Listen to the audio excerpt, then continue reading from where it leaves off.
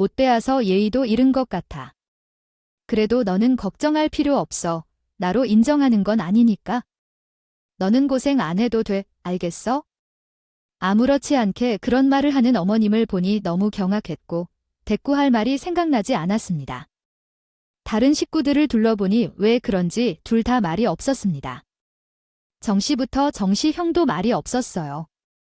와이프가 그런 수모를 당하고 있는데 어떻게 가만히 있을 수 있을지 이 집안의 분위기가 정말 이해가 안 가서 이상하게 봤더니 정우 씨도 어색하게 웃으며 말이 없었습니다. 시어머니의 날카로운 반응보다 정우 씨의 태도에 더 충격이 왔습니다. 내가 아는 정우 씨는 그럴 사람이 아니었어요. 약자를 배려하고 사람을 챙기는 이타적인 사람이었는데 자기 형수가 중조리를 당하고도 아무 반응이 없었어요. 이제는 남자친구에 대한 의심이 컸습니다. 마침내 그 자리를 더 이상 참지 못하고 일어섰습니다. 갑자기 일어서자 사람들은 깜짝 놀란 눈치였습니다. 미안하지만 오늘 이만 떠나보겠습니다. 이 상황을 이해할 수가 없어요. 왜 이러는지도 몰라서요. 식사가 마음에 들지 않아 기분이 상했기 때문일 거라고 생각해요. 아, 그렇다면 홀리님은 잘못한 건 없어요. 사실 홀리님을 왜 그런 식으로 대하게 되었는지 이해할 수 없네요. 정말 이해가 안 가니까요. 홀리님은 뭔가를 잘못한 것 같지 않아요? 홀리님은 의료 종사자이시나요? 이런 배려를 해주시는 게 귀중하죠.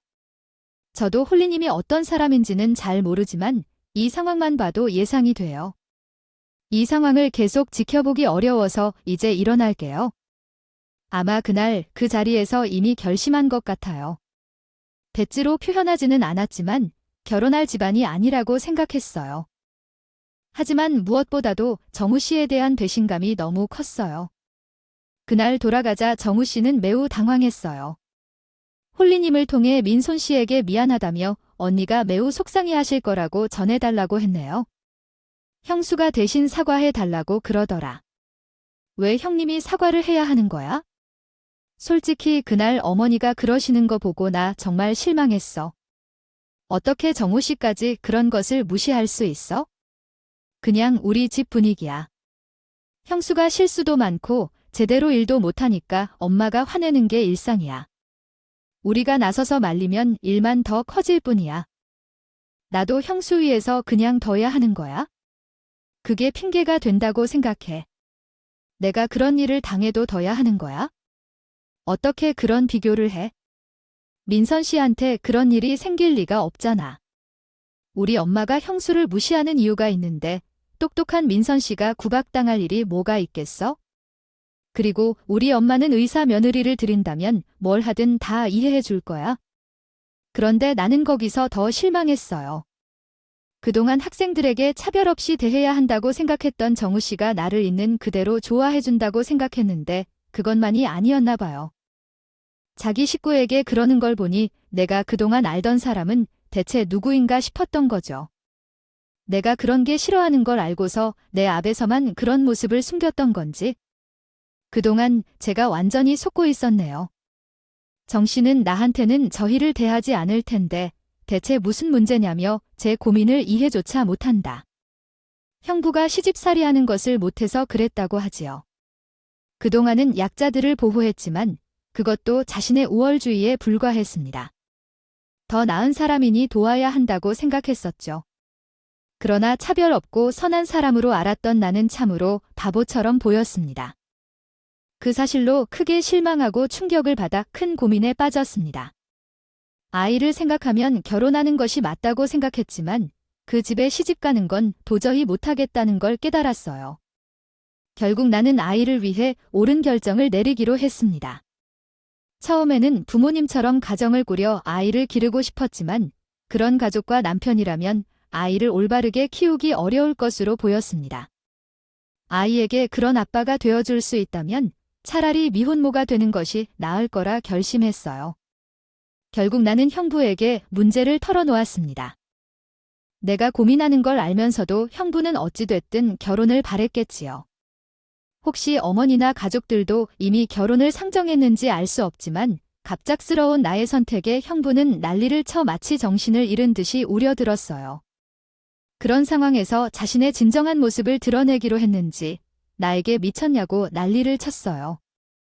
처음에는 예비 씨의 어머니가 나를 협박하러 오고 그 다음은 남자친구, 그리고 그의 집 형까지 나를 협박하러 왔습니다.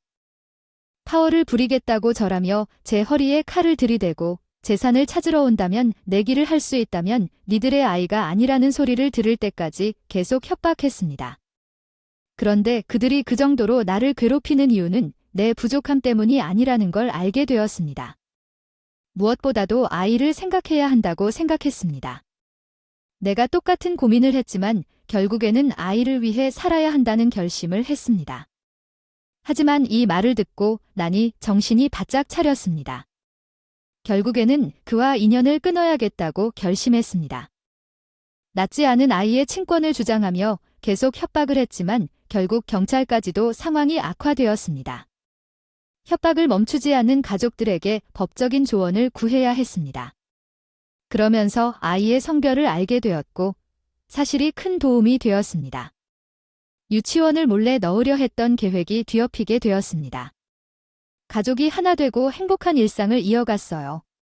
많은 어려움을 겪으면서도 결국 가족의 사랑과 지지가 큰 힘이 되었죠. 앞으로도 서로의 행복을 지키며 힘든 시간을 함께 이겨내기를 바랄게요. 함께 해주셔서 감사합니다. 제 딸은 아주 아름다운 딸이란 걸로 나타났어요. 딸을 낳은 나는 모든 것을 가진 느낌이 들었어요. 하지만 그만큼 불안하기도 했죠. 혹시 그 집에서 마음이 바뀌어서 딸을 데려가려 하면 어떡하지 생각해서 이사를 하면서 흔적을 숨겼죠. 근데 얼마 뒤에 그 남자의 결혼 소식이 들려왔어요. 같은 동료 교사와 결혼한다는데 그 여자는 그 사람의 가풍을 이해하는 여자인 것 같아요. 아니면 혹시나 해서 엄청나게 숨겨서 이사를 했어요. 그 집에서 있었던 일도 이젠 상관없는 일이 되었어요. 그 후로 몇 년이 흘렀고 우리 딸도 이제 초등학교에 다니게 되었어요. 저는 그 사이에 전문의가 되어 소아과를 운영하고 있고요. 아이를 홀로 키우는 것은 어렵지만 열심히 노력하고 있어요. 아이를 위해 더 열심히 살아야 한다고 생각해요. 제 딸에게 바라는 건 많지 않아요. 그저 바른 인성을 가진 사람으로 자라주길 바라며 앞으로 제 딸이 제가 한 것처럼 세상을 살아간다면 제 딸이 저처럼 실수를 하지 않기를 바랍니다.